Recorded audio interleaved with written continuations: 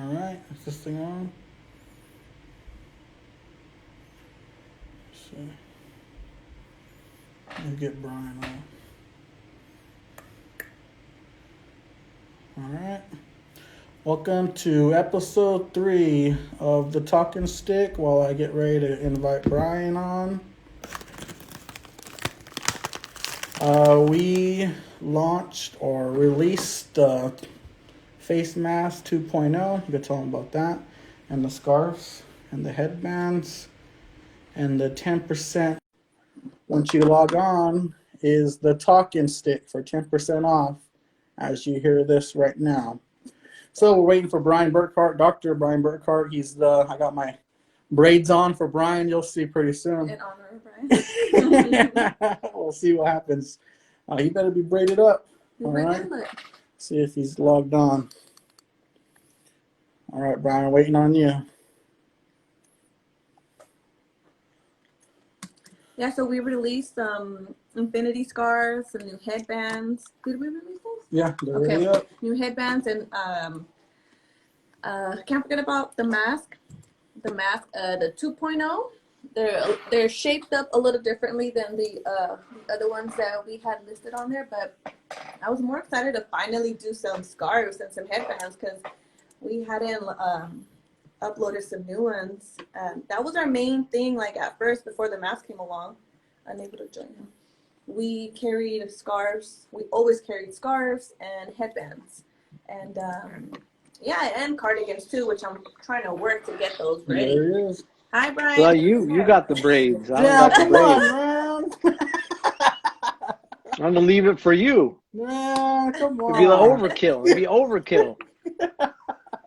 Braid up while we go Yeah, on with the show.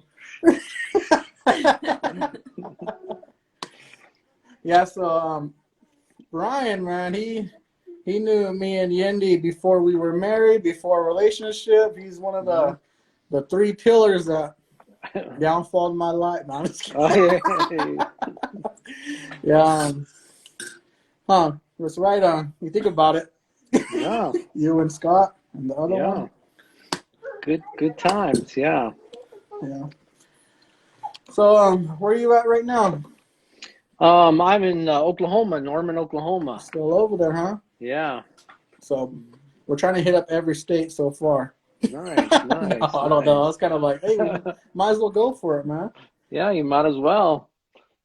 But there's lots of people around all over the place. Yep.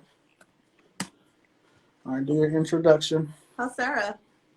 She's good. She's in her Spanish class right now. Oh. She does this thing every hi. Mm-hmm. I saw you at the powwow. You don't remember me probably because it was just one time you saw me. That was it. I've been gone out here. She's all big, huh? Yeah. She's taking a Spanish class actually with a person who used to teach Spanish at CSUN. Oh. Now she does it online. Serena is her name. Yeah, Serena. She teaches. So she does this Spanish class with her every Tuesday night. Cool. But we're hanging out here. We bought a house in Norman. We're kind of like putting down roots for once. Like, you know. Aww. Took a while for me to put down roots, but better late than never. All right, so let me just go ahead and start it off. Thank you, everybody, for tuning in on episode 3 of The Talking Stick. My name is Yendi Nito. I'm Cachiquel Maya from my mom's side, and I'm Mexican from my dad's side. Johnito, Tuli River Yoka, and Yanessa Nito, Tuli River Yoka, and Mayan tribal member. And Jackson Nito over here doing whatever he's doing. Okay. And today's guest is Dr. Brian Burkhart. Go ahead, Brian. Introduce yourself. Hello. Osio Nagad. Brian Burkhart, Cherokee Nation of Oklahoma. Back home here in Oklahoma. I've been kind of all over the place. I grew up on the Navajo Reservation in Arizona. That's where I was born and grew up until I was in college, and then kind of went to college all over the place. Ended up out in California. My first teaching job out of college, and I graduated from Indiana University. And then I was out there for a good long time, had a lot of good experiences, met good folks like Johnny and Indy. Taught at Cal State Northridge for quite a few years, was director of Native Studies there. And now back in Oklahoma, closer to home, not really on Cherokee Nation land, kind of, a little on the border of that, in kind of the Shawnee reservations here, the Potawatomi. The land traditionally here is Caddo, Kickapoo, Wichita affiliated tribes, also the Osage, are the kind of traditional people here in Oklahoma. And it's good to be back home, good to see my relatives out there in California, even if it's just through some video, That's how we do it these days. Completely normal now, huh? Yeah, it is. Yeah, it's another that's day. the norm though, huh? That's the norm Yeah. now, man. Yeah. Yeah, so Brian too, he always wanted to go home and teach at OU. You got it. Yeah. Teaching. What are you teaching now? American Indian Studies still? I'm actually in the philosophy department, Uh-oh. but I do a lot of stuff with Native Studies and on their affiliated faculty, and on different committees for them, kind of trying to. It's a little different here, obviously, than you've been out here in Oklahoma. It's a little different than like in the Cal State system in terms of hell yeah. school. Like there's a lot more Native folks out here. Obviously, 39 tribes here in the state of Oklahoma, and there's a good percentage of students in the at OSU, at OU, at Tulsa. All the schools around here have a lot of Native students, so it's less of just a little kind of tiny pocket of things.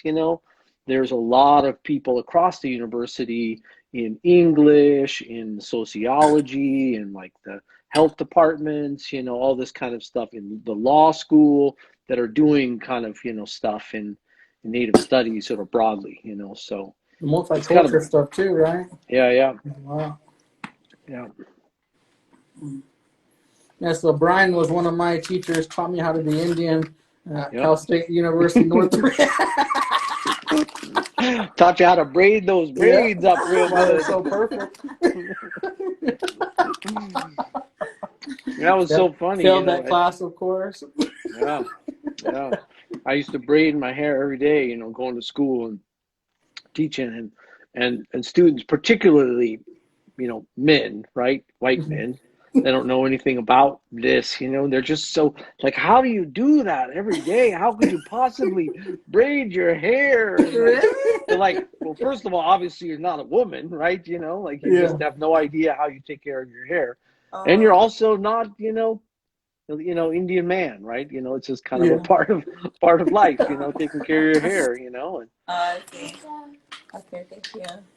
So I always get a big kick out of them, sort of just like, how long does it take you to braid your hair every day? I'm like, maybe a minute or two. Like, what do you like? about 8 max. Yeah. My hair's acting up. Yeah, it depends, It's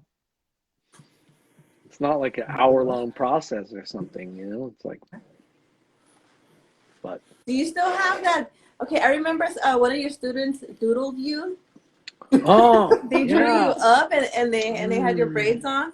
Yeah, I actually had that on the door of my office in our other house. I'm trying to think where that is, but yeah, I still have it. I kept it. Oh. I kept it. I had it on the door of my office in our other house. I wish that where I'm still doing some work here on this, you can't see, but over here, like, I'm building some shelves over here on this side. This is kind of the upstairs office, doing some work in our house, but I don't have it finished, so I don't have it all kind of tweaked out for. But I used to have that. Just some student in that class, I don't remember what it was. He just sat back there and doodled me, and he gave it. It was such a perfect cartoon version of me. I still show it to people. Yeah, I show it to people. Like they're like, "That's you." Spot on. Yeah. If I was a cartoon, people would recognize me, you know. Like, I saw you in a cartoon.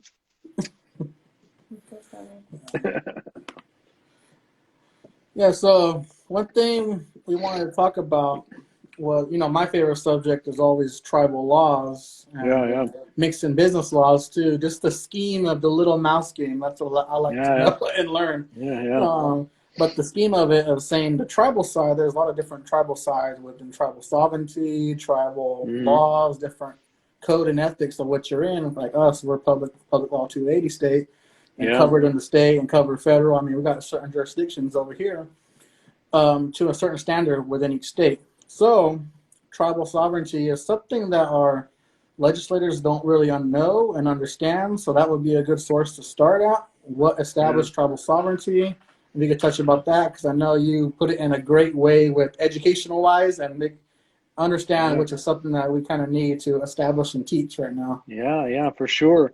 One of the things that I've been thinking about a lot in that context is the appointment of Deb Haaland as Mm-hmm. the Secretary of the Department of Interior, and that oversees the BIA, and this whole kind of structure of what happens in the federal government in relationship to tribes as sort of sovereign nations. People don't really understand that. Like, where did Yeah. that come from? Why is that there? Why is it so significant? For example, that a Native woman, Pueblo woman, is becoming the Secretary of the Department of Interior. Big Well, deal. yeah, but Really it's a big big deal. deal. It's a big deal in a way that people don't understand. If you don't understand this Mm-hmm. kind of structure of what tribal sovereignty is, and the kind of attempts to kind of chip away at it through various, laws and Supreme Court cases and so on, that kind of just try to take more and more Mm-hmm. pieces away from it, and so tribal sovereignty, and if you think about it in the most basic sense, it's just that, indigenous nations, tribal nations, are sovereign nations. There are nations in the world on the political stage, just like the United States, Canada, Mexico, wherever it is. There are indigenous nations that have existed prior to that and continue to exist, in in a thriving kind of way, at least in some kind of way, sort of more or less thriving, depending on kind of stuff that the federal government has done, oftentimes, right? But they're nations that exist, and their relationship to the United States is a nation-to-nation relationship. That's Mm-hmm. sort of sovereignty. Yep. Sovereignty is the status that a nation has, vis-a-vis another nation, right? Government Sovereignty to just government means, to government, right? yeah, exactly. Sovereignty just means, it's like comes from the notion sovereign, like a king. Mm-hmm. But what it really means in this context is that you as a nation are the only ones that decide you're a sovereign over yourself, right? Nobody else is your king, right? You're the king of yourself. Don't You're get that independent. confused with sovereign citizen. Yeah, yeah, You'll get in yeah. trouble. That crazy stuff. Oh, don't even go down that road. This is my I had a land. Yeah, I had a friend who was totally into that. You don't write your name. We'll get a whole bunch of people on here asking questions about that. Well, well, the people start coming after us. So we start talking about that stuff. They're like, yeah, Benjamin Franklin, the Postmaster General, is the kind of real head of the world government. I don't know, whatever. But Might be anyway, right. Might be right though, but okay. yeah. Move on. So sovereignty is a status and sovereignty is what is required for treaties to take place. Mm-hmm. You can't make a treaty with another person. You can't make a treaty with McDonald's. It doesn't matter what kind of entity it is, an individual person, a family. Treaties are made between sovereign nations, right? It's like the way you make a compact with a nation. Like you make a compact with the bank when you get a car loan to buy your car, right? That's a compact. You're signing this kind of you're signing this compact, right? And nations, how they sign agreements is through treaties, right? That bind the two nations together, as sort of independent sovereigns through this signed, treaty or compact, right? Mm-hmm. And so the United States sort of entered into all these treaties with native nations, particularly, on the heels of the Revolutionary War, right? Because it needed all these native nations to kind of recognize it, because at that point it was kind of a terrorist outlaw state, kind of, you know, had broken away from Great Britain, and, you know, kind of in a very violent way. And so signs 300 and something. I mean, that's the total number of treaties is more than that. I'm trying to remember the number that was signed sort of originally, but just signed treaties left and right with as many native. They weren't followed anyway. Yeah, right. Yeah, exactly. Another subject. Yeah. So they've signed all these treaties, and that was a part of kind of establishing themselves in the world stage as, you know, as legitimate, you know. And then all this is done, and flash forward from, you know, this is the, you know, 1700s. Flash forward to the early 1800s, you know, a few decades later, you know, native tribes have pretty much accepted the kind of relationship with the United States, at least those that are kind of on the border of them, you know, Cherokee Nation, all the kind of, you know, Iroquois Nation, Shawnee Nation, all these people didn't have standing armies at the time. They're like, oh, we're all good. We're kind of hanging out. We got these treaties. And about that time, we decide that, well, we don't need these treaties anymore, right? We don't need these native nations anymore to kind of help hold us up. We can kind of start over. Yeah, we can start acquiring all this land.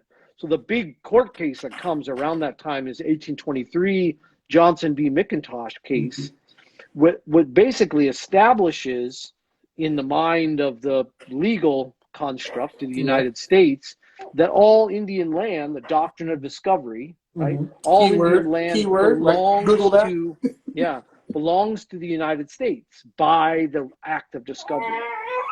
And this is really important for the Bureau of Indian Affairs and Deb Haaland. This kind of comes into all this, right? Because once that's decided in 1823, the Indian land title concept from this 1823 Supreme Court case, that all Indian land belongs to the United States, that native tribes are just kind of like what they have called aboriginal title. They're kind of squatters, you know, on this land that really belongs to the United States. And the United States can be nice and sort of let them stay there if they want or whatever. But the land really belongs to, the title is held by the U.S. government. And this is important, right? Because where is the Bureau of Indian Affairs?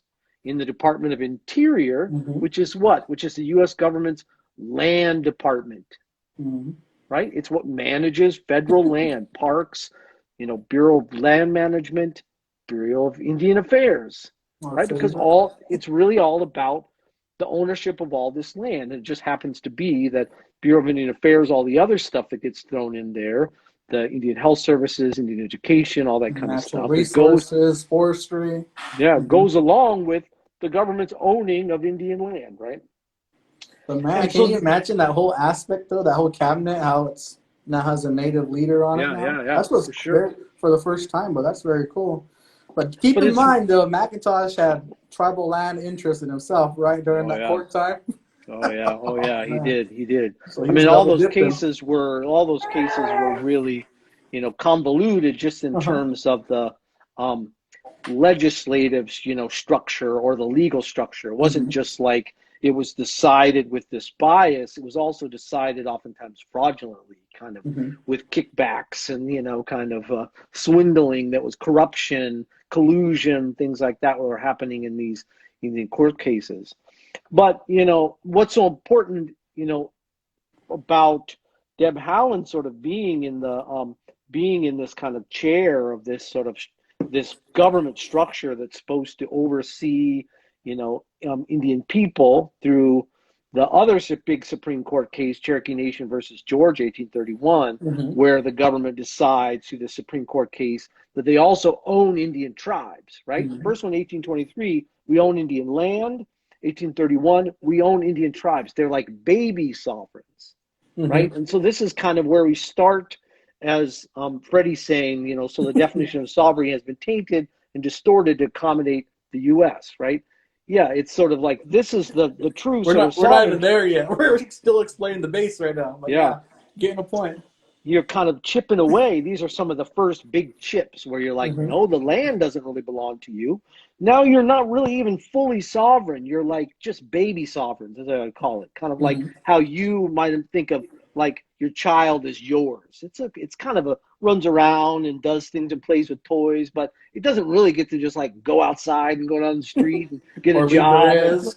Yeah, it belongs to you. It's like a baby sovereign. It's got a certain amount of dependence, but it's not really fully a human being that has its own true sovereignty in the original sense, right? And so these are kind of examples of chipping away at this. So this whole structure is designed to deny, the full status of Indian people's relationship to their land as sort of true sovereigns.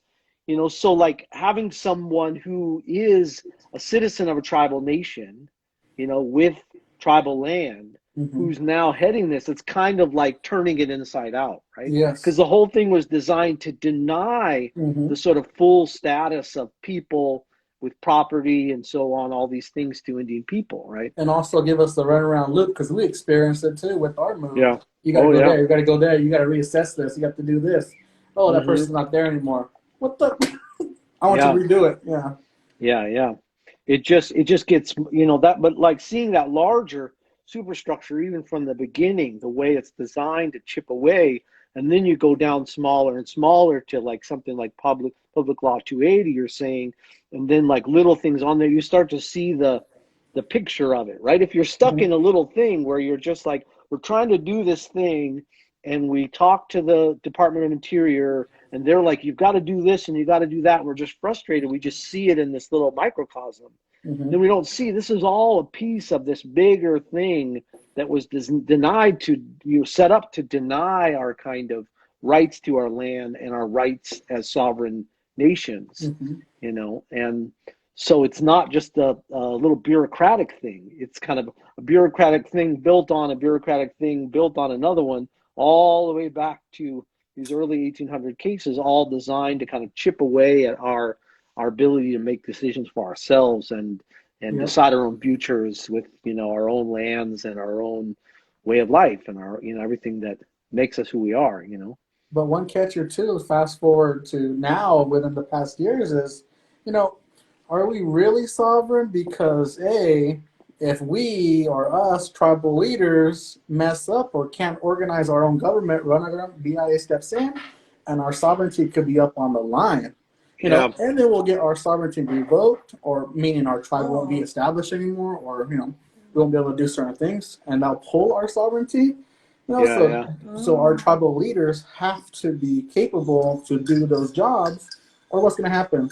The adult's going to take over for us. And then we'll lose our land. There's plenty of cases because like it's that.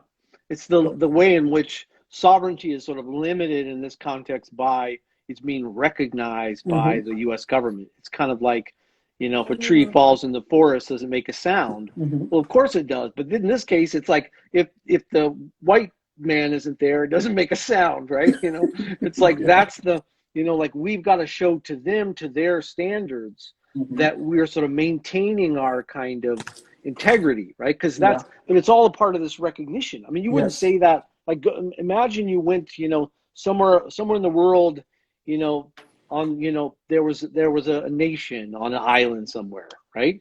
And that nation, disappeared for a while. Say it kind of just went into total collapse for whatever reason, and then it kind of built itself back up, and then it sort of restarted and had elections and so on. Nobody would be like, well, that's not a nation.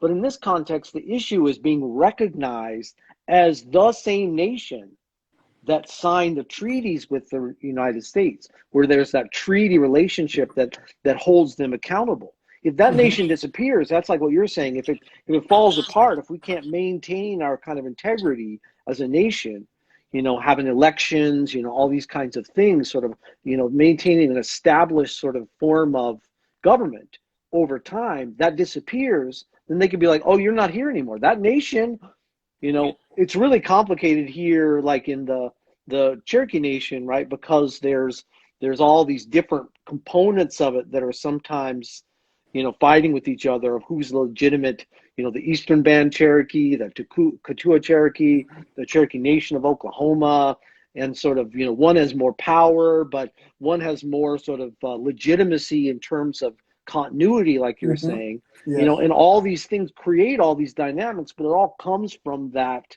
not just having a a true government, because a lot of tribal nations would split off and make different bands and like, oh, we're kind of, not, we're not in agreement on these things. Let's kind of split up and this group will go do this thing and this group will do this thing. It will be this new nation and this new nation over here, right? Nobody cared about that.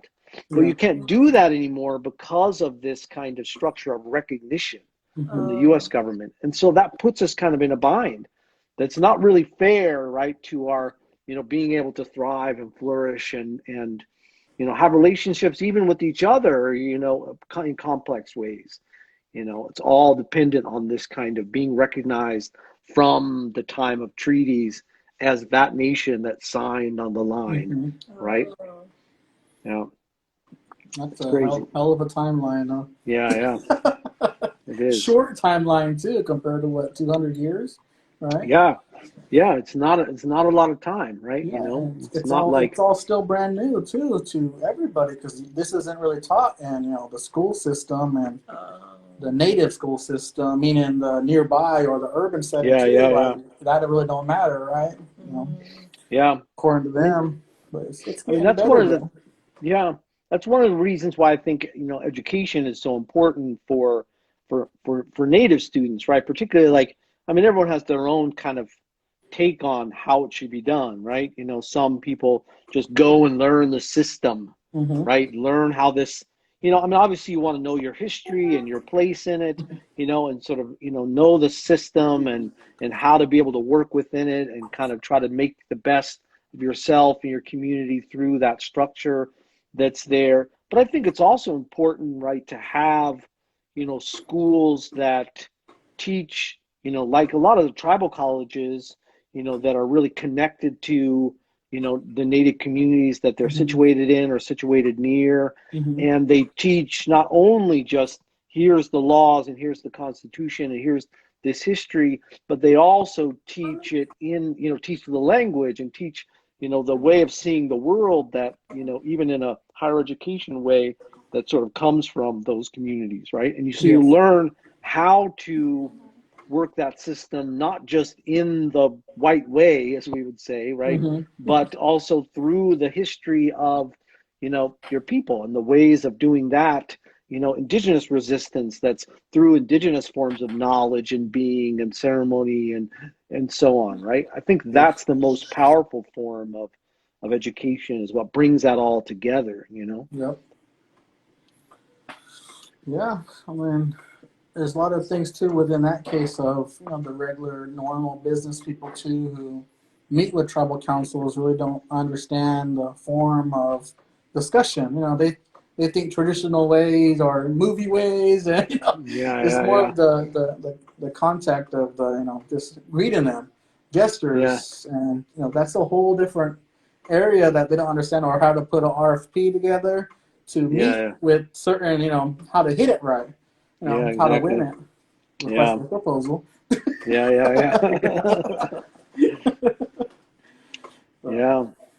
But there's a big, that's obviously a huge area, of opportunity for people to, make that, that knowledge known in an appropriate way, on all sides, right? To be able to build relationships, understand the history, be able to do sort of positive things, engaging with communities, across the spectrum, so that's from both sides too. That's difficult too, because there's so many tribes and certain areas that you're targeting. I mean, you have to. It's a whole different country, right? Yeah. It's a whole different country. Yep. You got to know your constitution and bylaws around here. Which one? Remember in smoke signals, right? She's like, "You got your vaccinations?" It's like, what? We're just leaving the res. That's as foreign as it gets. You got any questions? I'm learning a lot from you guys. Oh, we're just BSing. I know, to you guys, it's like this is what we did in what we did in the class when Johnny was in my class. Right? Oh, this guy talked to me, not the class. We had to like keep it. Yeah, you're about right.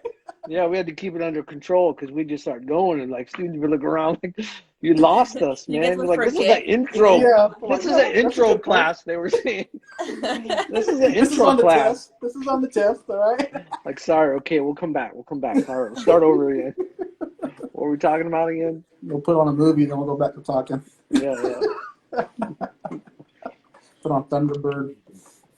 Yeah. Thunderheart or Thunderbird? Thunderheart. Oh, man, I love that movie. You know, This is great. I can't even remember what you were speaking on when. Okay, so for those that are watching, when Brian was teaching at the school, that's where I met Johnny at, and he was part of the ASA Club, American Indian Student Association. Him, not me yet.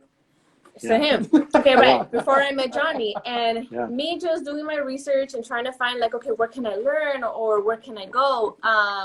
I didn't know that that class was like a college credit course class, and then I'm just like, oh, can I go? Can I come and join in? And you surprisingly said yes, without me even knowing that. I was like, oh. Once I showed up, I was like, and looking for the class, I'm like, oh wait, this is on college campus. Like, can I even wait? Aren't I supposed to be enrolled or something? And then you let me just go, and I was like, oh my god, that was pretty cool. But I don't remember because I didn't understand. Like, I mean, now I do what you two are speaking on, but back then, like, I can't remember what you were speaking about. Or maybe you guys were just speaking on. Oh, look who's that, Freddie. Yeah, it was Freddie. It might have been. Was it in that same? Because I think it might have been that same class that. Where the student drew a picture of me, right? Because it was like a law and policy class. Or was it just for No, it was just a club. It was just a club. Oh, it was just a club. Yeah, now that I think about it. Because we met out there, it was kind of in that lobby, and we're sitting around. Oh yeah, that's where I remember meeting you for the first time. That's right. Before me. That was before. Before I knew Johnny from powwows. Powwow, yeah. Our thing when we first seen each other, we're like, hey, I know you. You know you. Yeah. We're like, I would go to school here. Meme, like to each other. Yeah, like, yeah. I know you. Wait, did you know that he was teaching there? Nuh-uh. Oh. I didn't know he was teaching that. We were like, hey, I recognize you. Oh, that's so cool. Just from powwow. Yeah, no one ever knew. I'm always kind of that way. I'm just like when I'm at the powwow, I'm just like, yeah, I'm just some guy singing here on the drum or whatever. Like, I'm not, And then they'd be like, what? Who? I've seen you like singing before. Like, now you're my teacher? This is weird. Yeah, happens. Yeah. Well, thank you for letting me go. Yeah, no problem. Yeah. I was probably like, I don't even know. I That was was like in back in 2011. yeah, Don't even start with your jokes. Like 1900 or something. From 1873, that's considered young. What we're talking about. Yeah, that's right. That's recent. Yeah, we starting with doctrine of discovery. Right here. Yeah. It just keeps happening again and again every time you discover. Yeah. That's what I told that story because I'm always telling, trying to turn these things into kind of funny stories to help people understand, right? Mm-hmm. And so it was in I was in a philosophy of race class I teach. So talking about the doctrine of discovery. In front of my class, there's this Osage guy that was in the class in the philosophy department, and so I used him as an example in this, because you talk about the idea of discovery and how it only works one way. It's kind of racialized. It's not just like anybody discovers anything, right? It's white European Christians discover non-white indigenous people in Africa, the Americas, all this stuff, right? So I said, well, what would happen if, our friend here, got in his boat with his Osage flag, right? And just rolled right on over into the boat all the way to, London, jumped out of the boat. No Osage person had been there before, put that Osage flag right there and said, Doctrine of Discovery, Osage Nation, right? Like, how come that doesn't work? Yeah. I mean, it should work if this doctrine of discovery is a legitimate sort of concept, that it's just like discovering, right? Because he would be the first Osage, let's say, to go and land on these shores. Mm-hmm. No, see, that doesn't count, right? Mm-hmm. That's crazy, man. Yeah. Once you start understanding these guidelines too, it's just like, damn, like there's so much stuff everyone got away with too back then. Even the laws now, as they come up, and the judicial system too, of cases, right, case by case, and you have to understand.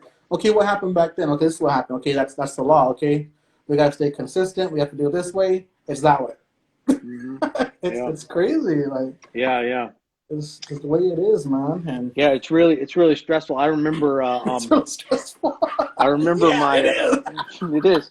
I remember when my teacher, Vine Deloria Jr., who wrote "Custer Died for Your Sins" and "God Is Red" and stuff.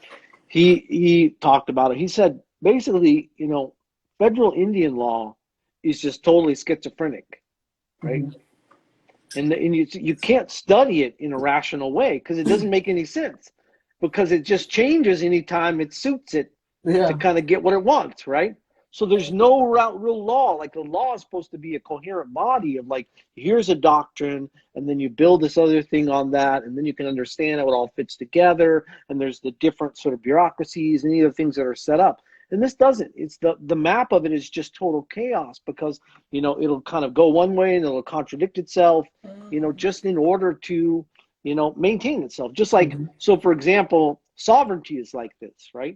Mm-hmm. So in one hand, when it's like, when the federal government doesn't want to take responsibility for something, we'll do it ourselves. Then they're like, you're sovereign.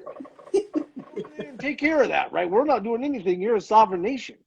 But when they don't want you to do something, they're like, oh, wait, doctrine of discovery, a plenary power, we're going to decide this for you, right?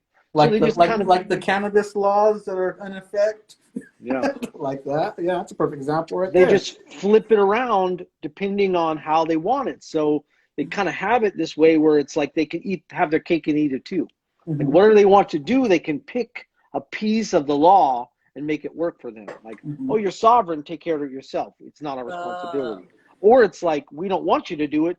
We're your true sovereign, so we're going to fix it for you, and we're going to make it for you.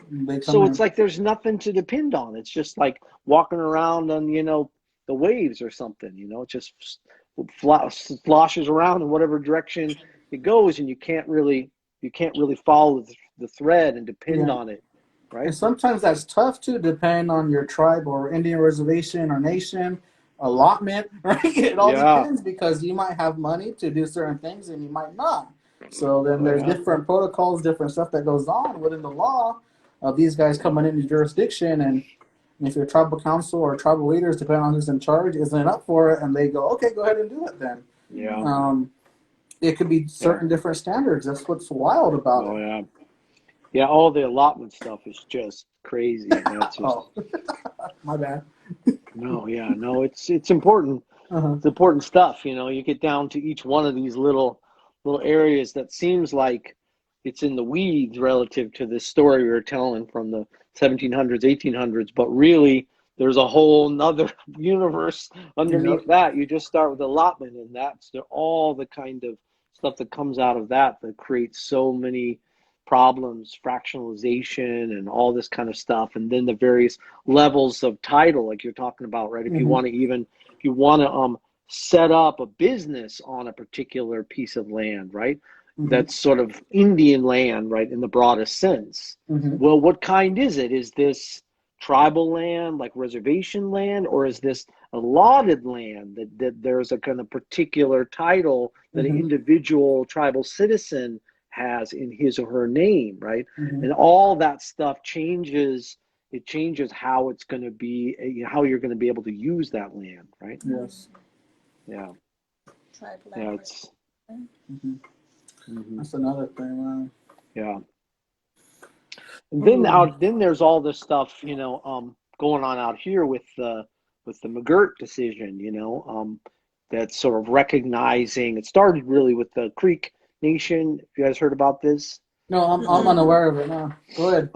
So there's a Supreme Court case that kind of was going on for a long time. They kept kind of pushing it back because they didn't really want to decide it. One of those kinds of things that if you really get into it, there's nothing good from the Mm. perspective of the federal government and Mm-hmm. what it wants, right? But the issue was, because here in Oklahoma, there was all of the, the allotment and all this kind of stuff opening up of the territory, the land runs and all that kind of stuff. In the process, there was supposedly, a kind of a process that disestablished the reservation territory for the tribes, right? Because Oklahoma used to be Indian territory. I mean, it was Mm-hmm. all different reservations for the most part, Mm-hmm. right? And so, in order to, as much as part of this, like the government sort of creates all these bureaucracies to kind of take away stuff ultimately, or Mm. have, from tribal nations. But in setting up those bureaucracies, sometimes they don't even follow through on their own practices, right? So they Yeah. kind of screwed up, Yep. and they Mm. didn't really officially disestablish the Creek reservation. Mm. So this McGirt decision was kind of looking at that, and basically they decided that the Creek, and this probably follows for at least all the other sort of civilized tribes, as they Mm-hmm. call them, right? So Creek, Cherokee, Choctaw, Chickasaw, Seminole, and those people, those tribes, in the kind of eastern side of Oklahoma, by this McGirt decision, have at least criminal jurisdiction over their traditional territories, which are now like Tulsa and like all this stuff, right? Oh, yeah. So it's just like totally shaken up, some of this kind of sense of the progressive history, Oh, like away from, and it yeah, kind of yeah. flips back to like, wait, all of a sudden, like this whole thing is like legally a reservation. What does Mm-hmm. that mean? I mean, it means things for criminal stuff because there's no public law 280 here, right? So Mm-hmm. Yeah. there's that then separates out the federal government from the tribal governments in terms of jurisdiction over Mm-hmm. those places. That really changes things in a dramatic way. Okay, where does it go then? Where does it go if it's not going to the state or federal? Well, it Tribal goes to law? federal. It goes to Okay. federal, Mm-hmm. but Okay. then there's all this kind of complexity, right? And Uh-huh. you think about the various things that are in place, like the Major Crimes Act. Like, Okay. so it just depends, just like anything else. Mm-hmm. Like you were saying, if you go down, drill down to a particular place of land, right? Here it Mm-hmm. is. What is this land? Is it public land? Is it state land? Is it Mm-hmm. private property? Is it tribal land? What kind of crime was committed on it? Yes. Was it a murder? Was it a Criminal, murder civil. of a Mm-hmm. white person versus an Indian? Oh. Was it a theft from an Mm-hmm. Indian to an Indian? All these different things mean the different jurisdictions of tribal jurisdiction versus federal jurisdiction, or in public law 280 states, Mm-hmm. state jurisdiction too, right? Yes. So in a place where there's not the state jurisdiction, it just splits between the feds and the tribe, right? So what about Oklahoma, right? Oklahoma's like freaking out. Suddenly they lost jurisdiction to half, at least in terms of those particular kinds of things for Indian on Indian crime, or, various things like that are not covered by the various major crimes or different things like that. So it gets really, but then it opens up a whole nother kind of can of worms, Mm-hmm. not just the criminal, because it's then like, well, we decided this about criminal. Well, what does that mean for statutory? What Mm-hmm. does that mean for, other kinds of environmental things? And maybe it kind of just trickles down all the way that it kind of takes away a bunch of the power of Oklahoma to oversee these, huge swaths of Oklahoma that, now would fall back into kind of tribal jurisdiction, just like a res. Yeah, that's a hell of a follow-up, man. So what are they seeking for? Who? So is it that the tribe is taking the city to court, or I mean, like, Well, what happened actually, it wasn't really either. The way this case happened, the McGirt case went to the Supreme Court, was really about. I'm trying to remember who's the McGirt? Here, I'm gonna have to look up I just know it Is it a from the. person or is it? Yeah. Oh, okay. Yeah. Okay. So McGirt was I mean, it was a crazy kind of case. I don't remember the details of it, but basically it was kind of taking to court whether or not Oklahoma had jurisdiction over the crime, McGirt's crime, right? Mm-hmm. And it Oh, was I really see. kind of a horrible kind of thing. I don't remember the exact Oh, thing that happened, what McGirt did, but it was, kind of just asking this question about whether there oh, really was, legal jurisdiction for the state of Oklahoma over this tribal citizen, oh. committed this kind of particular crime. And the Supreme Court found in favor of McGirt, right, that Oklahoma didn't have jurisdiction because the reservation, the establishment of the reservation hadn't been legally, disbanded by the process the government set in place of kind of, taking away that land, right, and the jurisdiction of it and establishing it as jurisdiction of Oklahoma. They hadn't really done that through a congressional act, right? The Oh, plenary power concept, all this kind of structure that the government set up to be able to take away these various things. Mm-hmm. They didn't really do what they gave themselves the power oh, to do. They didn't really do it, right? So now they're like, we didn't do it. That means it's the sovereignty is there, just like what we call inherent sovereignty, Yep. right? Which is basically the idea that whatever the government doesn't take away in any explicit way is still there from inherent sovereignty, mm. right? So they've got to kind of say, you don't have jurisdiction over this and write it down in a congressional act, put it out there, then they can Oh, I take it see. away from you. If they don't do that, then you still have it, right? Mm-hmm. Oh, Still okay. there because Mm. it's inherent. And And that this is always kind of, happens. And that always yeah, happens because of yeah, whoever's in charge of that yeah. can't And write this a is freaking basically, letter or follow up or yeah, isn't and there anymore. this is basically what happened here, right? So then there's all this conversation. Obviously, in Oklahoma, there's a lot of discussion about what this means and the future of, kind of trying to push that into, increasing the power of tribes to, decide their own affairs and kind of have different kinds of jurisdiction over, tribal land and so on. But also it's making other people, it's kind of spreading a wildfire in Yeah, kind of it's a other big deal, cases. man. That's a big People are deal thinking there. about, hey, yeah, yeah. Huh. And even just like, it's kind of like what we're talking about with Deb Haaland, right? Just this kind of I was like gonna bring it up. seeing a kind of sense of like something different, than this long history of kind of the courts and Mm-hmm. the courts, the legislator, the executive branch, all of these parts of the government kind of being used against us in, over and over and over again, to kind of see that flipped, like even the possibility, like, well, now we have someone who will really truly represent us in that position of power. Mm-hmm. What? Like all those people have just been trying to get us, right? Mm-hmm. Now we're there, right? Just that kind of flip of like Yeah. winning something, even though maybe it's not, it's not something that changes the whole thing, but it's something that is a real momentum changer, a kind of real It takes shift. away that big gap of educating that person too on Yeah, the yeah, tribal land. exactly. Mm. Yeah, for sure. That's a big freaking thing. Oh yeah, yeah, Oh, yeah, for sure. Yeah.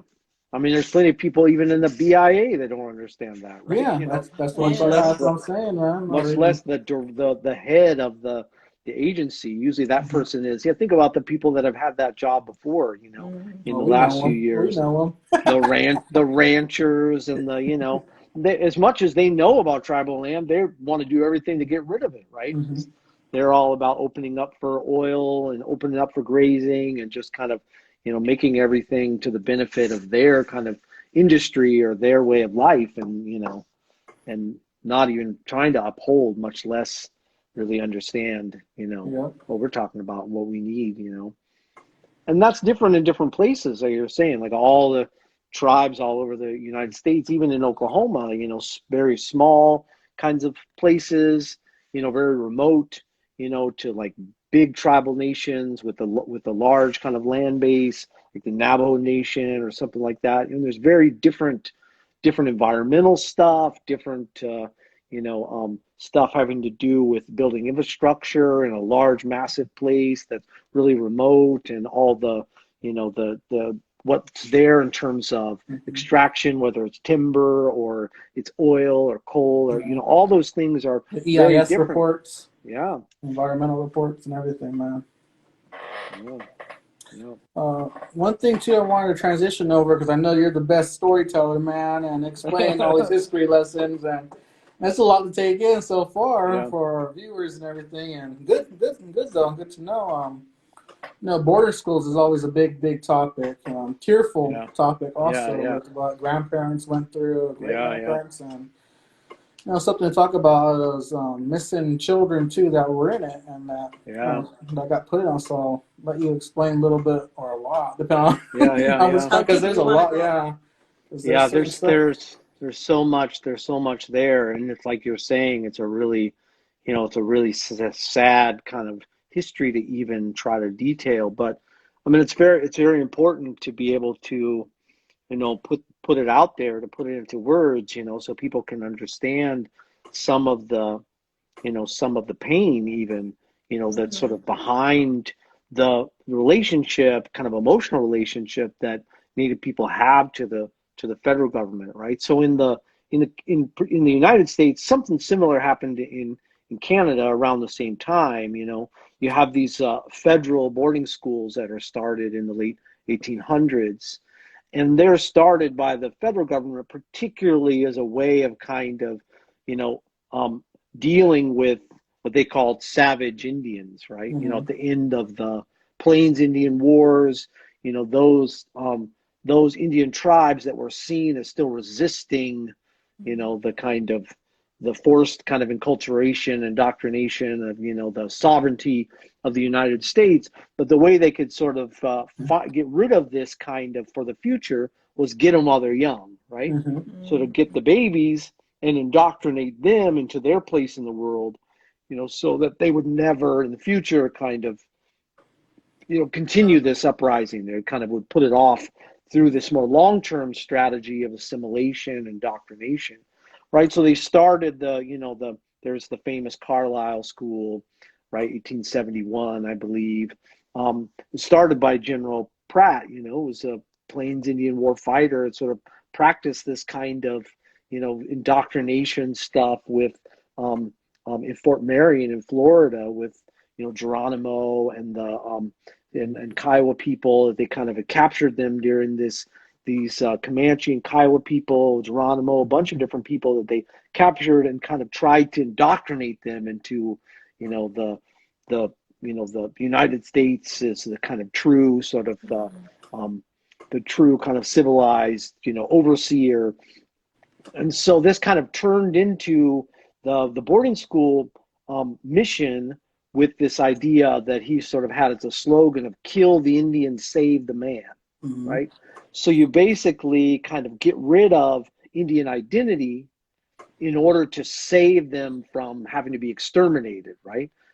Because if they keep resisting, we're going to have to just kill them all, right? So if we can get them to stop resisting by taking away their Indian identity, just kind of make them, into kind of poor American citizens who will work, jobs, cleaning hotels and bathrooms and whatever, kind of thing. Just accept their place as the brown sort of people at the lowest rung of the ladder without any, rights or land or sovereignty, any of those things, right?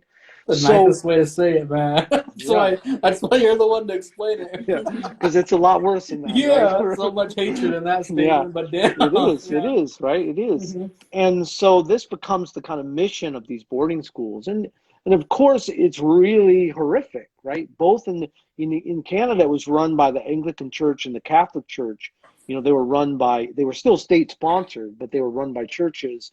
In the United States, they were run by the federal government, and these schools, would just try to do everything to eradicate as a child, your sense Your of identity. identity, right? Mm-hmm. So like your language, for one, like I always tell these stories, just to get people in the mindset of this. Like imagine we're speaking English right here. Imagine I'm 6 years old. I'm like, hello, how are you? This is all I know how to say. I've got some words. That's my life, right? And I'm taken away from my family. I put on this train, and taken all the way up to Carlisle, Pennsylvania. Then I'm pulled off of this train, and then I say, hey, what am I doing? Why am I here? And you beat me, right? And I'm like, why are you beating me? And you beat me, right? You're beating me because I'm speaking my language, right? The only Mm-hmm. thing I know, right? because you're trying to take away, and just rip away even your own sense of identity, but in this really obviously traumatic way. I mean, you think about what that would be like if you had to go through that, right? If someone did that to you or to your child, or they just sort of took them away from you and tried to beat their sense of you're their parents and you're good and the things that you taught them are good and the language you speak is good. These are all kind of dirty, gross things you should never, let out of your mouth again.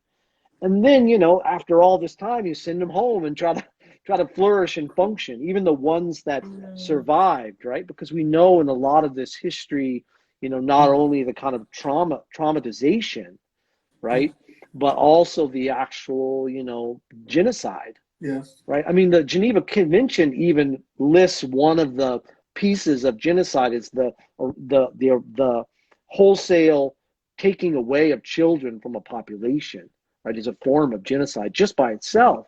But also in the process of this, just, you think about it. If you're we have a hard time imagining that you're a teacher in a school, like I'm a teacher, people teach little kids or whatever, like they're little kids. You're like, here's your lesson, Johnny. 1 + 1 = 2, right? You don't like try to, like beat them to death if they don't understand that. But the way people saw Native kids, right? These kids were like, it was kind of like if you were trying to train a pit bull that had killed people, right?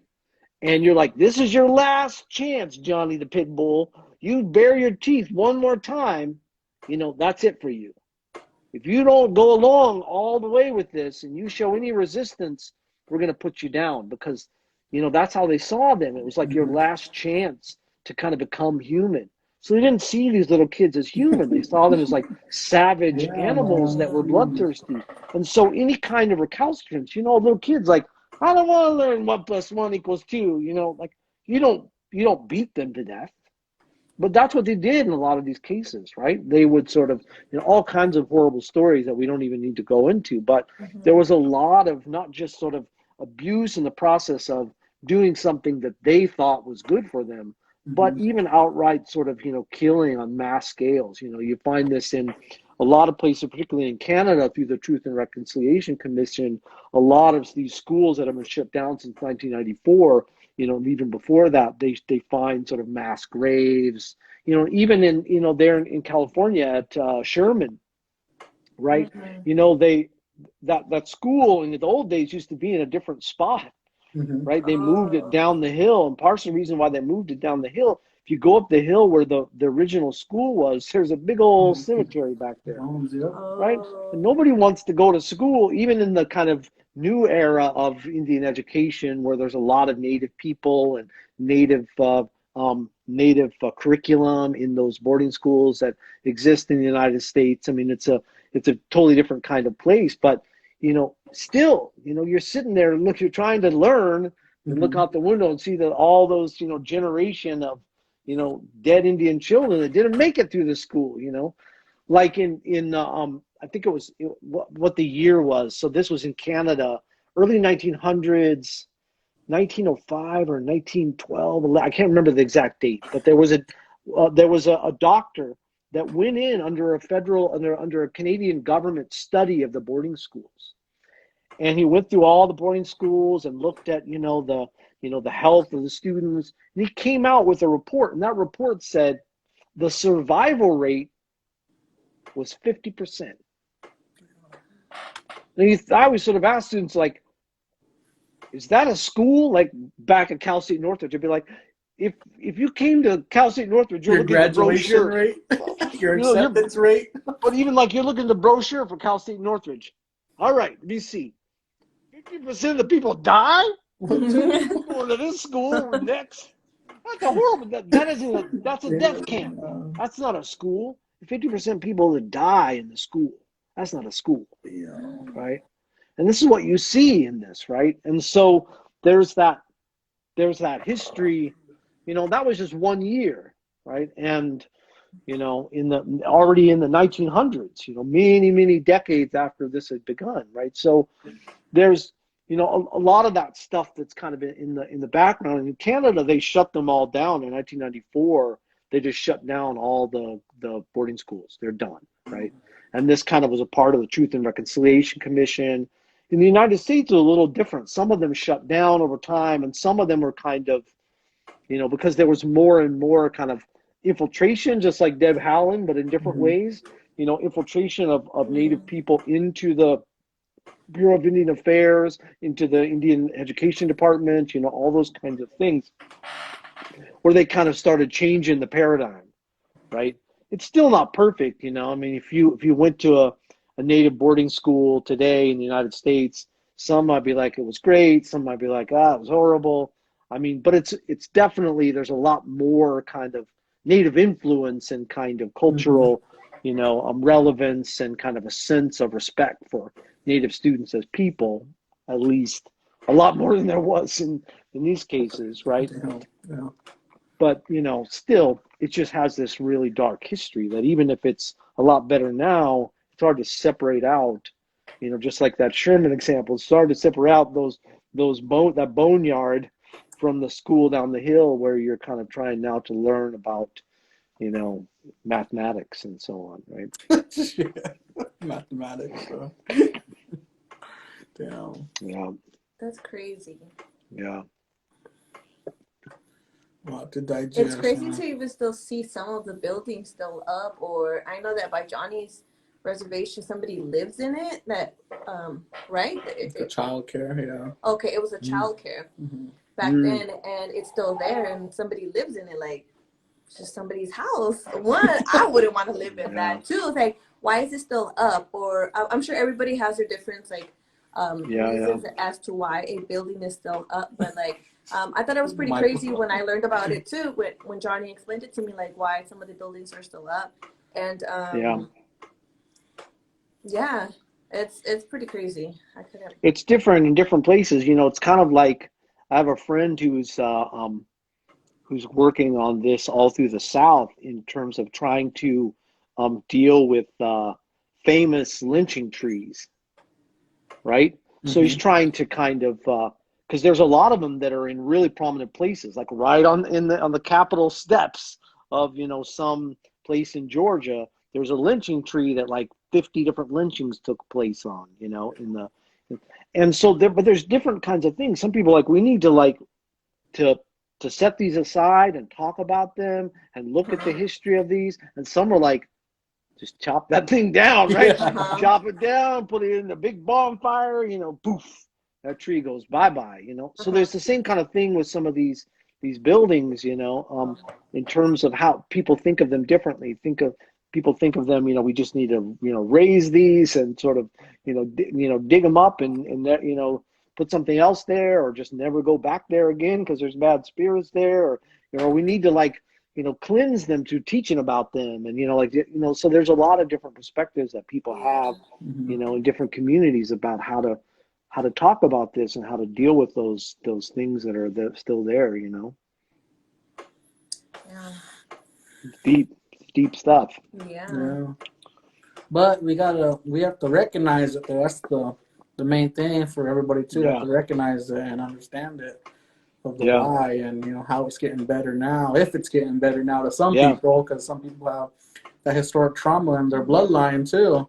Yeah. Not knowing their culture, not knowing the understanding of their own tribe because they got thrown in these schools or scared to talk about too. Yeah. It's true. Yeah. That's for Michael down there. Yeah. In the chat. For the boy. Yeah. Okay. What You gotta participate with your audience. I don't know what else. What else is there? We talked about a lot of good stuff. Damn. Yeah. We don't want to make people's minds explode. It's only been what? Almost an hour? Yeah. Got into the good stuff, huh? You're like, my head is hurting. Shit, my hair's falling out. Yeah, let's talk about braiding our hair up real quick. Yeah.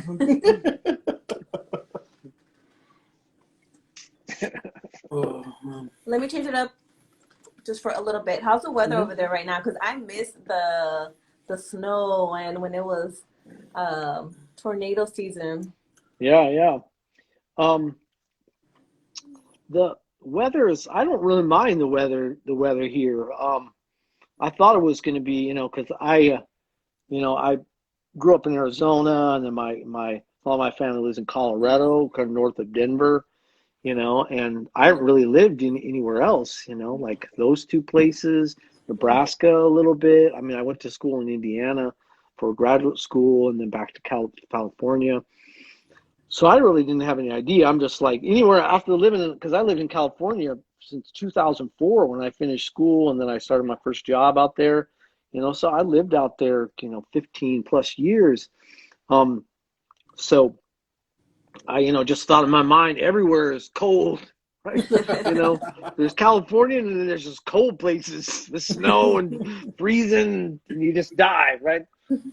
But it's not that bad here. Like the first year we were here, we got like one little snowstorm. It was like that cute little snowstorm where it's like, it's like snow comes and it just everything's white and the dogs run around in it. And and then the next day it's gone, right? Mm-hmm. And so that's kind of how it's been, I mean, it's sometimes a little cold for a few days in the 30s and 40s in the winter, but then it also will, be like 50s, even up to like 60, something for a few days in a week. It's not bad, right? The thing that I don't like though is the ice storms. Because I remember my mom grew up here, and, our family's from a little place, Jaybird Creek. There's not even a town on the map. Like you just look, there's a creek. It's kind of right near Westville. It's kind of like probably trying to find Johnny's house or something, right? It was just like, where is it? Like, well, if you go down to Google Earth, like there's a tree right there, and then you can probably find it if you go, Pretty much. The Jaybird Creek, that's where my mom grew up, right outside of Westville. And she would always talk about the ice storms, every time it would get like rainy. I didn't, never sort of even seen those things because when we'd come out here, it'd be like tornado weather. I remember as a kid, tornadoes and like, going to my uncle's storm shelter, like scared because, like, oh, there's a tornado coming. They're like out there looking at it with the binoculars or whatever. I'm like hiding out of the freeze under a blanket, like scared. I remember that, but ice storms, we were only here in the summer. We never had ice storms. Right? Oh. So we have had our share of ice storms, our experience with it. This winter we had one just crazy. Just starts raining, and then it just gets colder and colder, and the rain starts freezing. And literally, it's kind of like icicles coming down, and it hits the trees and it freezes. What about the hail? What about the big the hail? But these ice storms, what happens is it starts breaking all the trees. Like big old trees just cracking in half, right? Because they're frozen. They're encased in ice, and they've got ice. This water gets on them just like a pipe, and it starts just breaking whenever it heats up or it gets cold. And we had no power for a week because like just trees all over down throughout the town, like pulling down all the power lines. It took them. They had like 100 trucks in town trying to like put the power back together, right? And we were like, luckily, like we had our old, our res stuff, we just put up our little heater and that's camping stuff for some people, but we're res. That's our lifestyle. I know that's what someone asked. Someone asked me, one of my brother's girlfriends a long time ago, because she knew that Brent, my brother, he lives in Switzerland now, but like where we grew up, Indian Wells, Delcon, Bitahoche, Arizona kind of stuff, just north of Holbrook. And she had like, hey, did you guys ever go camping when you were kids? Like we thought, wait, that's all we did. I was like, I don't remember going camping. Well, what is camping? Like, well, you've got like no power. You go outside to the bathroom. You kind of cook on the gas stove. You got a fire. You use wood for heat and cooking. I'm like, well, that's all we did. So I guess all we did was camping, right? That's my life. What do you mean? Yeah. So I never say camping stuff, right? Because it's the same kind of thing. It's like camping stuff's for people that could do that when they want to, for fun. Yeah, exactly. people that have to live that way. That's sort of that's how your it lifestyle. is. Yeah. That reminds me, like when I first moved to the res with Johnny, I would always tell him, I was like, oh, come on, let's go on a hike. He goes, what's a hike? And I said, come on, let's just walk up here. Or let's just follow a trail or something. He goes, that's just a walk. I'm like, no, it's a hike. He goes, no, we're just walking. Walking outside. And I kept calling the hills mountains. He goes, those aren't mountains. Those are hills. I'm like, it's the same thing. He goes, no, mountains are the way bigger ones. One's These are easy, hills. one's a pain in the ass. Yeah. So up until now, I it's like an inside joke, and I try to tell my friends, but I always kill it for myself because then I have to explain to them what it means or why I say that. But Yeah, they're gonna get it. They're gonna get it. No. And then I used to be into collecting stones because they have quartz up there. Yeah. Whenever we would go on walks, I would always dig some up. And on every walk, we would always come back. I would always come back with a handful of stones, and I would come back. He would come back with the bigger ones. With the couple. If he didn't drop them all. Yeah. Those stones always getting away from you. Like, where was that guy? It was just in my pocket. Like, I don't want to go with you guys. Oh, man. I was just chilling here on the mountain. He tried to take me away from my It's napping like spot. the biggest ones, man, and somehow I accidentally drop them or get too heavy or something happens like within 2 minutes in. Rolling down the hill. I don't know. That one got away. That's like in the. That's True like story. Yeah. That's like there's this great movie that I'm trying to remember what the name of it is. Like Dream Keepers. Oh, that's a good Ever one. seen this movie? Yeah, with all the stories in it. Yeah. Right, and so that one of the things my favorite because I kind of think this way, like Trickster kind of stuff. Mm-hmm. So there's the throughout the movie, there's these little vignettes, little stories of Iketome and Coyote that are played by John Trudell and Gary Farmer. The famous. They play the Trickster, and there's one, and it's this famous story, where the Lakota story where the stone rolls over and smashes Iketome, flattens him out, right? And they kind of do that story where the stone they're running from the stone, coming down, rolling down the hill, they're like, and then they're just like flattens him out. They're like walking around all flat. Got smashed by that stone. Dang it. With the stone he threw down. I hope so, man. Whatever's following us. Oh, man. Oh. Let's go over your book, dude. This guy's a world famous author now. World famous. This is my book. Famous Uncle Brian right here. Yeah. What is it called? Indigenizing philosophy through the land, and like we were saying, a trickster methodology for decolonizing environmental ethics and indigenous futures. Mm-hmm. So it's kind of like the link. I'll have the link in the description for you guys. If you guys want to check it out. Yeah, you can get it in different. Obviously you can get it on Amazon, different places. Some people don't like to shop through Amazon, but what are the options you have? I put up the one I found when I was looking. Lou Diamond Phillips does his what do you call it with the book reading? Yeah. Lou Diamond Phillips. Chief Lou Diamond Phillips.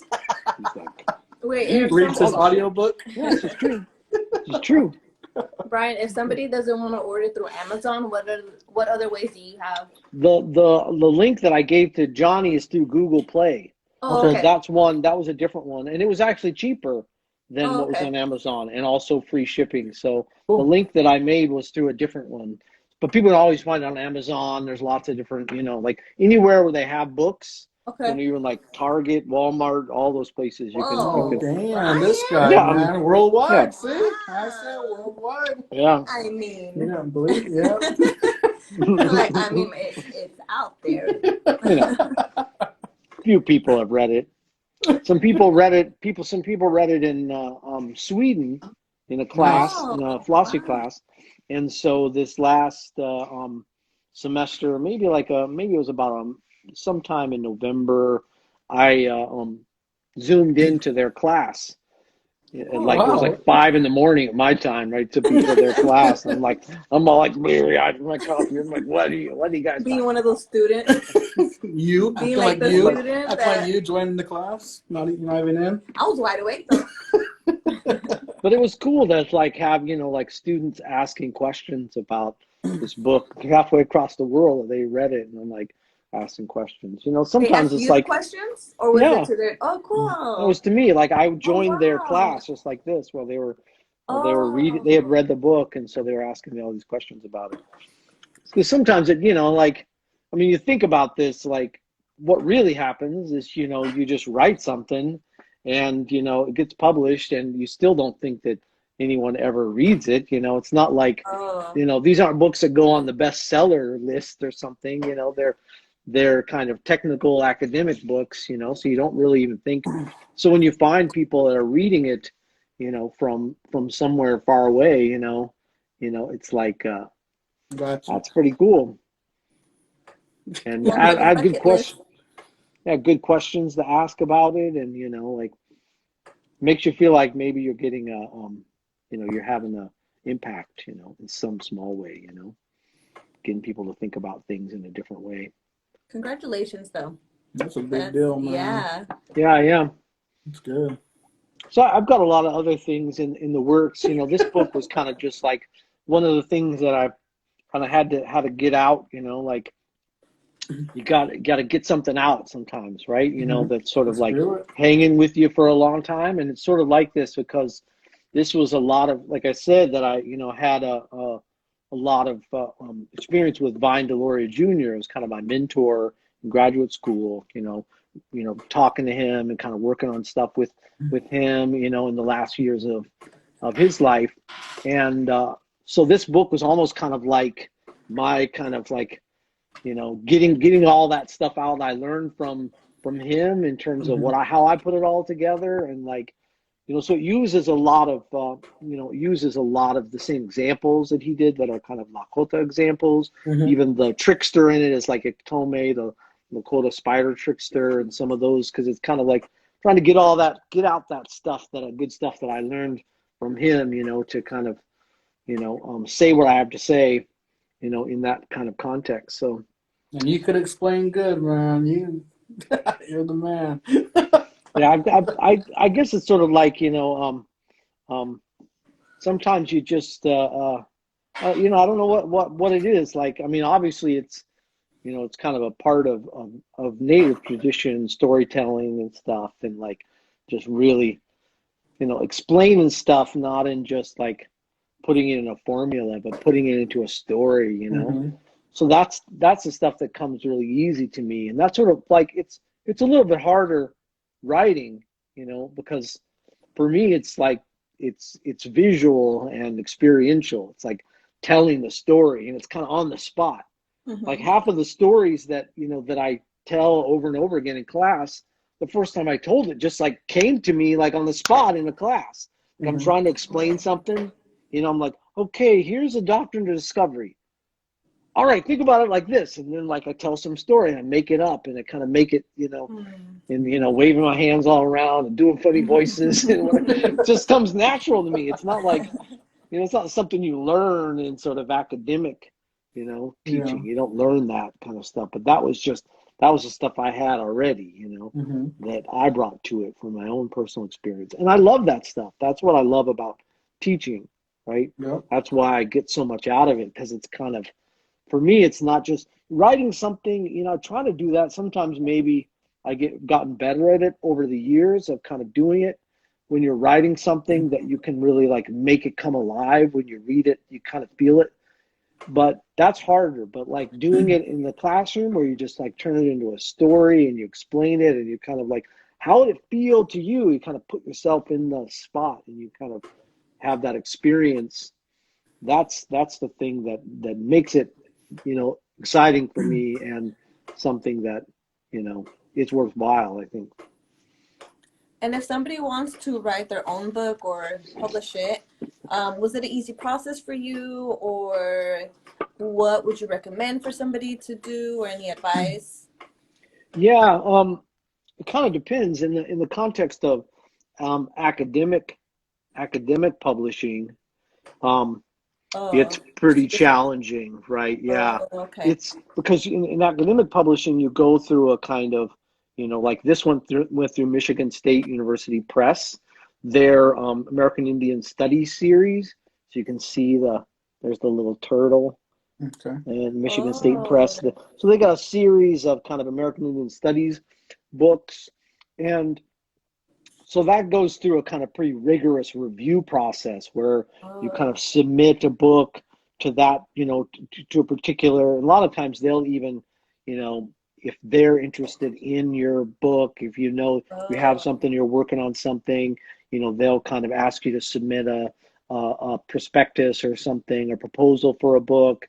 Then, they go through all this kind of more rigorous review process. And so it's more, I mean, it's still, no matter where you're publishing a book, if you want to publish a book, even like you're going to publish some stories, or you're going to publish a book like, something on, there's lots of books out there, even in Native studies, that are just, not academic presses, Mm-hmm. that are, history books that are kind of more relatable, or kind of talking about a particular issue like boarding schools or even tribal law that that people write. But if you're going through a publishing house that's like a big press, Penguin Press or whatever, these sorts of things, it's really all about the bottom line, right? Because it's about selling that Mm-hmm. book. It has to Yeah. be something Oh. that's marketable. Whereas in the academic press, it's not really about, because like I don't get any money from these books, right? Oh, you It's don't? no, Oh, okay. it's just all kind of, going to, the books are meant to be sold to libraries, for classes, for other research, Mm. so Oh, okay. it's kind of a nonprofit, basically. It's kind of like all that you could call maybe, I don't even know if it really is technically nonprofit.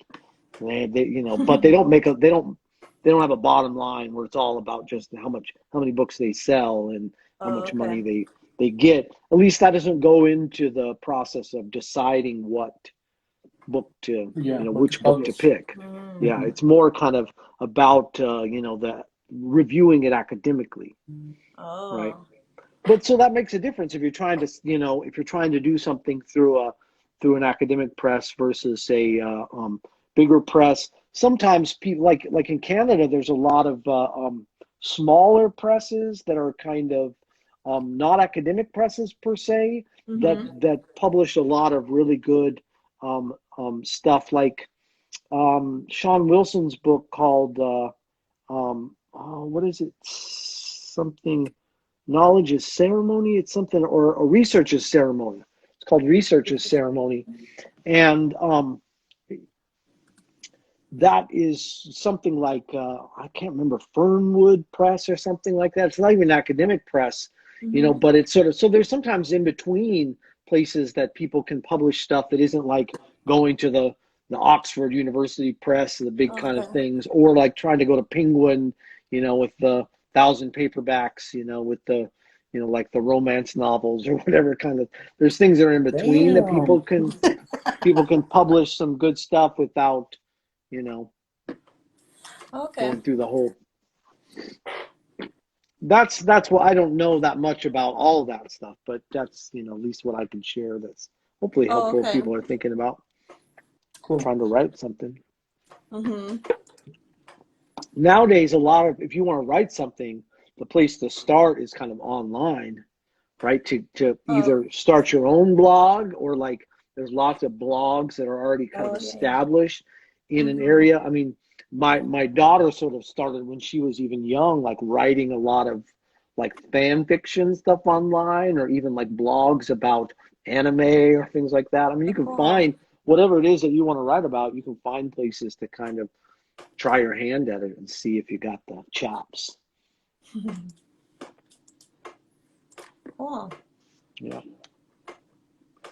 Um, so before we end it, let's see. What would you say to anybody that wants to? I know you want to encourage other Indigenous Native people to pursue education or get involved. I mean, do you want to share some advice or why?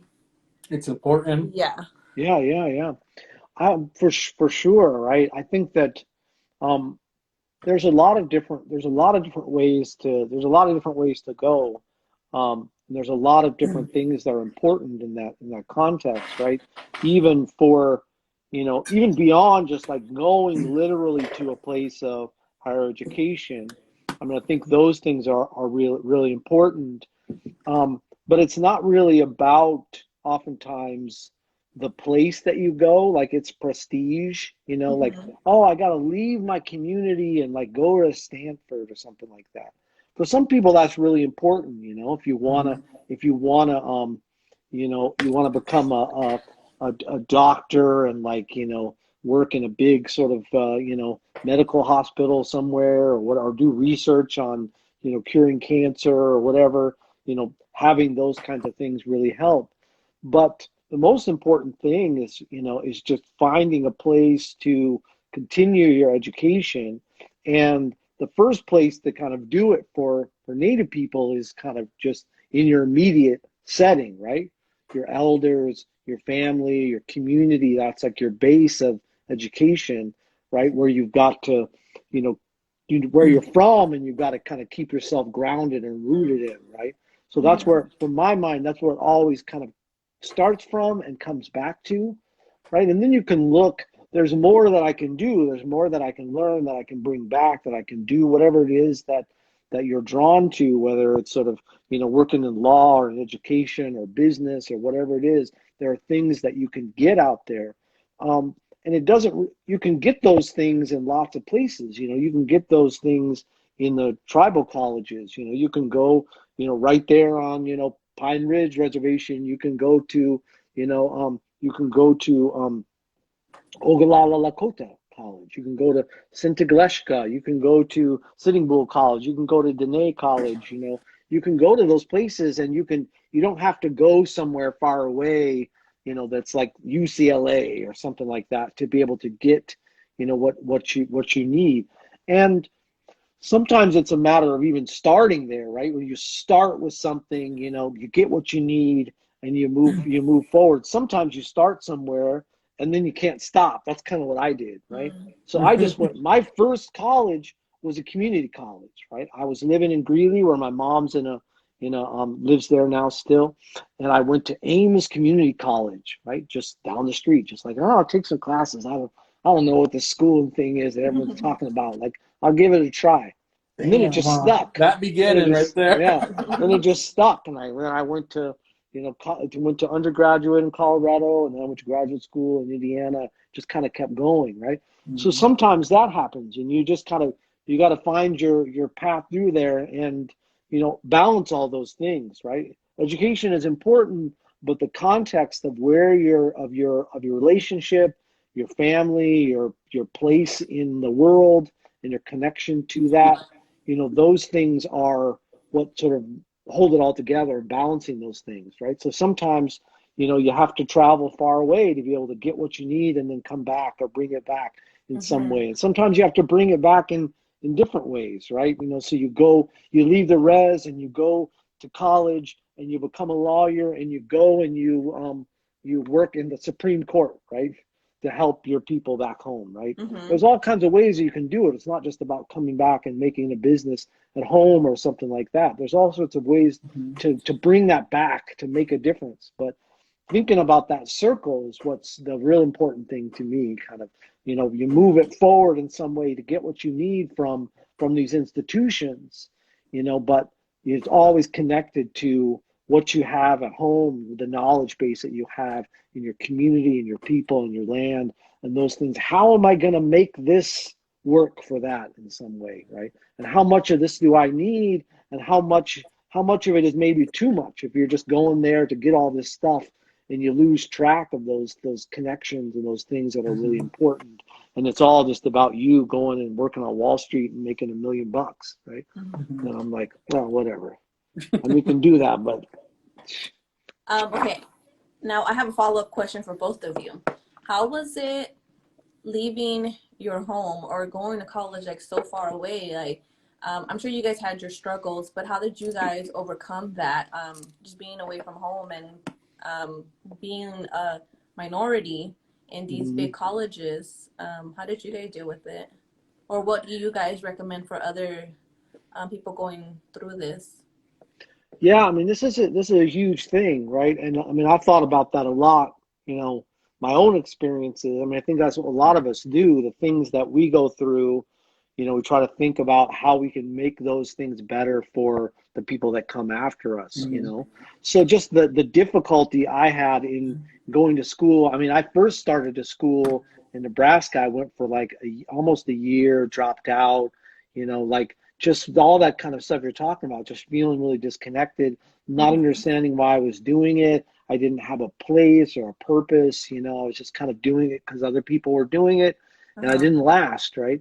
So then whenever I kind of finally found a reason to do this and kind of, you know, went through it, you know, with that purpose in mind, you know, then like when I was in a place to try to provide something for other people, like at Cal State Northridge, like trying to find, you know, to keep students that come, you know, connected, you know, to give them a place to kind of feel comforted, to kind of come together and have a home base there that, you know, reminded them of home and not just a faraway place that, you know, didn't have the things that, you know, that connected them to that, and places to kind of think about, you know, why am I doing this and what's the importance of this, right? So those are the things that I think about. What about you, Johnny?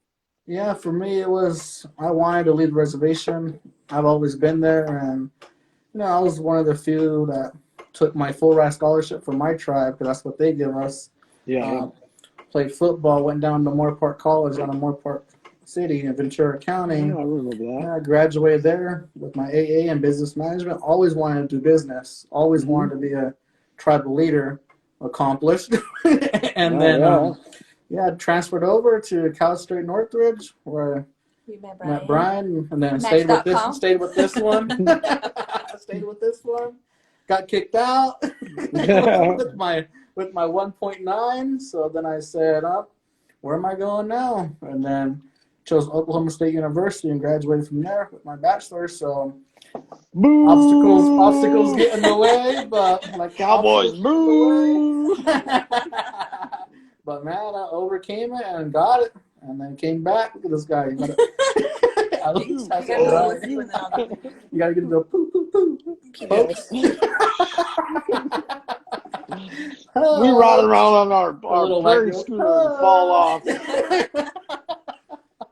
But yeah, it was a challenge too. Then coming back and okay, wait. But how going through that did you? Oh, well, you went to powwows. That helped you, right? With powwows like not feeling stable, kept me stable, okay, yeah, kept me on the red road. Yeah. You know, kept me going basically. With that was powwows. one thing that you did going to powwows. Winning the competition, getting the collecting bank. Right? That take me out to dinner somehow. Dinner. You barely have gas along to get with home. another few others. Yeah, right. Yeah, it was, and then coming back to the reservation and teaching too, and being elected one of the youngest tribal leaders there at the age of 25, and then now I'm doing this business here. I mean, education goes a long way too, but financial education I try to push on the younger generation. That's the real one, along with tribal education and learn the system and the rat race. That's all it is, man. And then, I mean, once you understand it, you know, what's the purpose of life comes to a point of, okay, what do I do now? Yeah. I think that really helps, like in LA and places like that where there is a kind of community, intertribal community, like around the powwows, right? That gives you kind of a second home, you know? So that's one of the things that I thought about too. That's why I started you know, like at CSUN, the Northridge boys drum, right? You know, kind of like, you know, flipping the circle back around, right? So you got powwows, and then you've got Cal State Northridge, and then like we'll take a drum from Cal State Northridge and go around to the powwows, right? To kind of, you know, extend in that circle of the community there and kind of trying to draw connections for people, you know? Because that makes a big difference if you leave the res and you're going to LA, but you know a lot of people there. You can go down to Moore Park one time. You can go to Cal State Long Beach another time, and there's a powwow and all the people that you know. You know, it's not like you're away from home in the just all by yourself, you know. Like a lot of students, you know, imagine someone coming from, some small town here in Oklahoma and going to New York City to go to Columbia or something like that. Yeah. You don't know anybody where, maybe you try to find a Indian center or something, it's not like there's a whole community there that you're already connected to and and Yeah. you got all these different powwows to go to every weekend. I mean, things like that really kind of help make that transition, right? So that you can have an extended family still, places that you're at.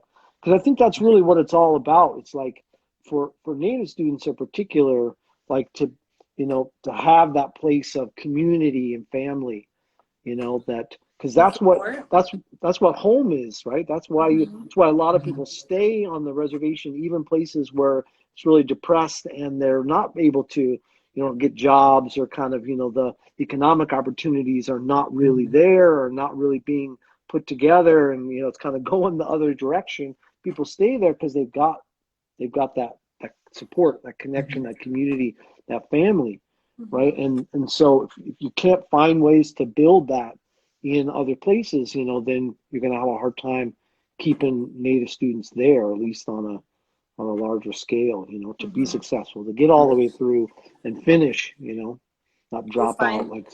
Or find a Native club to jump in.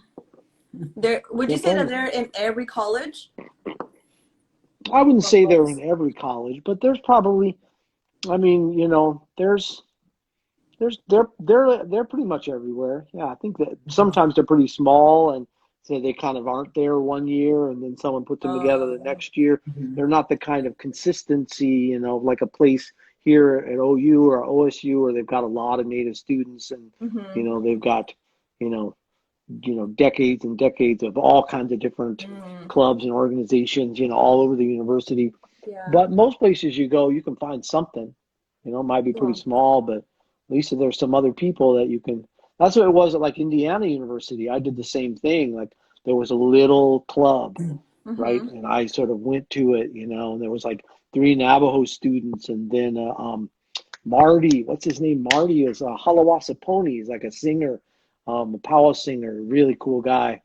I haven't seen that guy in forever. I gotta find him. He's on Facebook. But like just a small little group of some freshman, sophomore Navajo students. This other guy Marty, who was a graduate student, myself.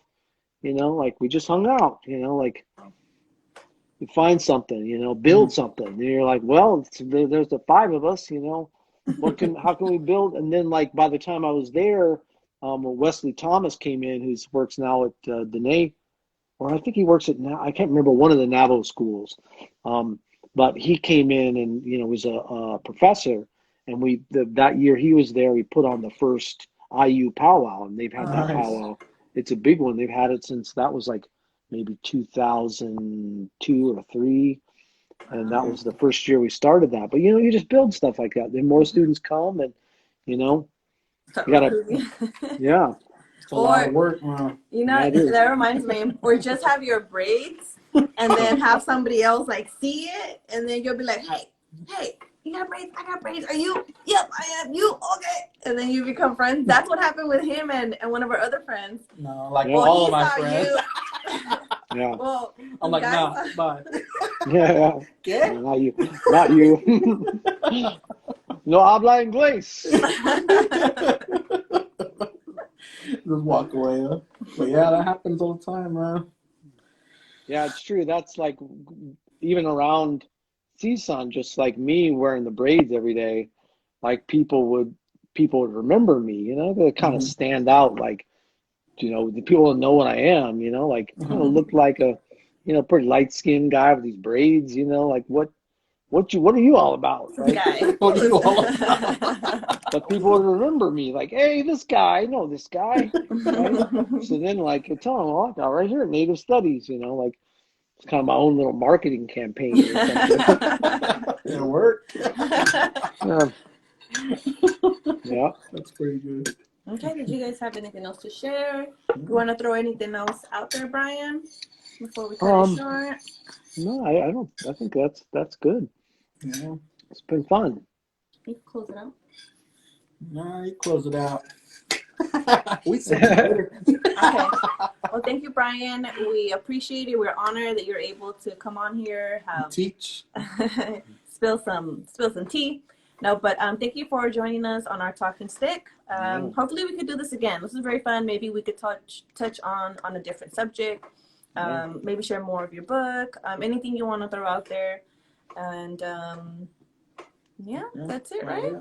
Thank you, everybody else, for joining us. Do you want to finish out with something, Brian? No, just good. It's really good to see you all. That's, it's like, I feel like it's been a while. It's been a minute. It has, man. I feel like I'm hanging out with you all, like, like it's old times or something.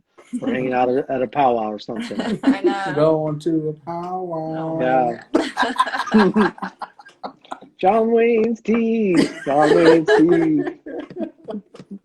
Oh man, 2 kids now, huh? 2 kids Yeah. we got. You Yeah. gotta see them now. The more the merrier. That's it. You're like, no. 2 is enough, all right? Yeah, that's a lot, man. Yeah. After One 2, was, I thought one, crawling okay. all over you. Yeah, no. Two is enough. The second one got lucky because I didn't want Yanessa to play by herself. So then I was like, okay, let's just have another one.